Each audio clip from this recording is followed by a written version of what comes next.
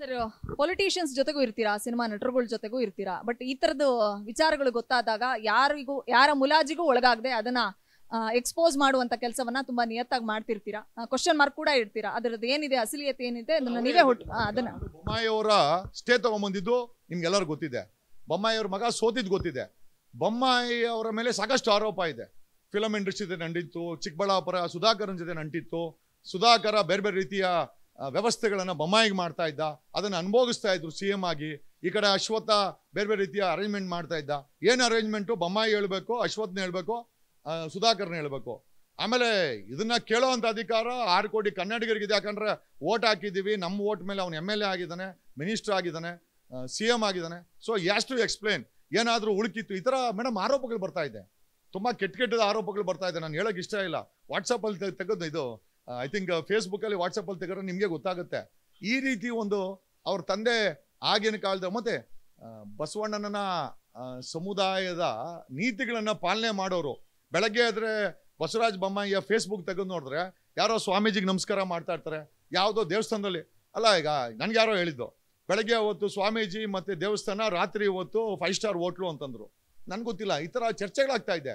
ಬಸವರಾಜ ಬೊಮ್ಮಾಯಿ ಅವರು ನಿಯತ್ತಿನ ವ್ಯಕ್ತಿ ಆಗಿದ್ರೆ, ಬಸವಣ್ಣನವರ ಅನುಯಾಯಿ ಖಂಡಿತವಾಗಿ ಹ್ಯಾಸ್ ಟು ಎಕ್ಸ್ಪ್ಲೈನ್ ಇದು ನಿಜಾನ ಸುಳ್ಳಾಗಿದ್ರೆ ಈ ರೀತಿ ಅಪಪ್ರಚಾರ ಯಾಕಾಗ್ತಾ ಇದೆ?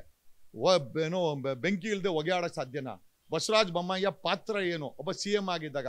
ಈ ತರ ಗಲೀಜ್ ಕೆಲ್ಸಗಳೇನಾದ್ರೂ ಆಗಿದ್ರೆ ಯಾಕೆ ಅವ್ರ ಮೇಲೆ ಕ್ರಮ ಆಗ್ಬಾರ್ದು? ಸರ್, ಪೊಲಿಟಿಷಿಯನ್ಸ್ ಜೊತೆಗೂ ಇರ್ತೀರಾ, ಸಿನಿಮಾ ನಟರುಗಳ ಜೊತೆಗೂ ಇರ್ತೀರಾ. ಬಟ್ ಈ ತರದ್ದು ವಿಚಾರಗಳು ಗೊತ್ತಾದಾಗ ಯಾರ ಮುಲಾಜಿಗೂ ಒಳಗಾಗದೆ ಅದನ್ನ ಎಕ್ಸ್ಪೋಸ್ ಮಾಡುವಂತ ಕೆಲಸವನ್ನ ತುಂಬಾ ನಿಯತ್ತಾಗಿ ಮಾಡ್ತಿರ್ತೀರಾ. ಕ್ವಶನ್ ಮಾರ್ಕ್ ಕೂಡ ಇಡ್ತೀರಾ. ಅದರದ್ದು ಏನಿದೆ, ಅಸಲಿಯತೆ ಏನಿದೆ ಅದನ್ನ ನೀವೇ ಅದನ್ನ ಬೊಮ್ಮಾಯಿ ಅವರ ಸ್ಟೇ ತಗೊಂಡ್ಬಂದಿದ್ದು ನಿಮ್ಗೆಲ್ಲರೂ ಗೊತ್ತಿದೆ. ಬೊಮ್ಮಾಯಿ ಅವ್ರ ಮಗ ಸೋತಿದ್ ಗೊತ್ತಿದೆ. ಬೊಮ್ಮಾಯಿ ಅವರ ಮೇಲೆ ಸಾಕಷ್ಟು ಆರೋಪ ಇದೆ. ಫಿಲಂ ಇಂಡಸ್ಟ್ರಿ ಜೊತೆ ನಂಟಿತ್ತು, ಚಿಕ್ಕಬಳ್ಳಾಪುರ ಸುಧಾಕರನ್ ಜೊತೆ ನಂಟಿತ್ತು. ಸುಧಾಕರ ಬೇರೆ ಬೇರೆ ರೀತಿಯ ವ್ಯವಸ್ಥೆಗಳನ್ನ ಬೊಮ್ಮಾಯಿಗೆ ಮಾಡ್ತಾ ಇದ್ದ, ಅದನ್ನ ಅನುಭೋಗಿಸ್ತಾ ಇದ್ರು CM ಆಗಿ. ಈ ಕಡೆ ಅಶ್ವತ್ಥ ಬೇರೆ ಬೇರೆ ರೀತಿಯ ಅರೇಂಜ್ಮೆಂಟ್ ಮಾಡ್ತಾ ಇದ್ದ. ಏನ್ ಅರೇಂಜ್ಮೆಂಟು ಬೊಮ್ಮಾಯಿ ಹೇಳ್ಬೇಕು, ಅಶ್ವತ್ಥನ ಹೇಳ್ಬೇಕು, ಸುಧಾಕರ್ನ ಹೇಳ್ಬೇಕು. ಆಮೇಲೆ ಇದನ್ನ ಕೇಳೋ ಅಂತ ಅಧಿಕಾರ 6 ಕೋಟಿ ಕನ್ನಡಿಗರಿಗಿದೆ. ಯಾಕಂದ್ರೆ ಓಟ್ ಹಾಕಿದ್ದೀವಿ, ನಮ್ಮ ಓಟ್ ಮೇಲೆ ಅವ್ನು MLA ಆಗಿದ್ದಾನೆ, ಮಿನಿಸ್ಟರ್ ಆಗಿದ್ದಾನೆ, CM ಆಗಿದ್ದಾನೆ. ಸೊ ಯಾಸ್ ಟು ಎಕ್ಸ್ಪ್ಲೇನ್ ಏನಾದ್ರೂ ಉಳುಕಿತ್ತು. ಈ ತರ ಮೇಡಮ್ ಆರೋಪಗಳು ಬರ್ತಾ ಇದೆ, ತುಂಬಾ ಕೆಟ್ಟದ ಆರೋಪಗಳು ಬರ್ತಾ ಇದೆ. ನಾನು ಹೇಳಕ್ ಇಷ್ಟ ಇಲ್ಲ. ವಾಟ್ಸಪ್ ಅಲ್ಲಿ ತೆಗೆದು ಇದು ಐ ಥಿಂಕ್ ಫೇಸ್ಬುಕ್ ಅಲ್ಲಿ ವಾಟ್ಸಪ್ ಅಲ್ಲಿ ತೆಗೆದ್ರೆ ನಿಮ್ಗೆ ಗೊತ್ತಾಗುತ್ತೆ.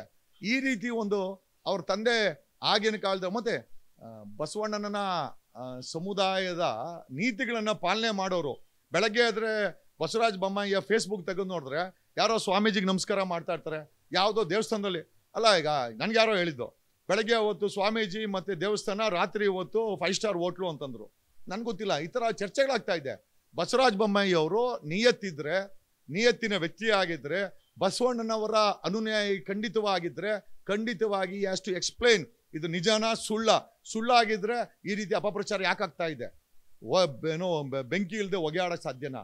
ಬಸವರಾಜ ಬೊಮ್ಮಾಯಿಯ ಪಾತ್ರ ಏನು ಒಬ್ಬ CM ಆಗಿದ್ದಾಗ? ಈ ತರ ಗಲೀಜ್ ಕೆಲ್ಸಗಳೇನಾದ್ರೂ ಆಗಿದ್ರೆ ಯಾಕೆ ಅವ್ರ ಮೇಲೆ ಕ್ರಮ ಆಗ್ಬಾರ್ದು?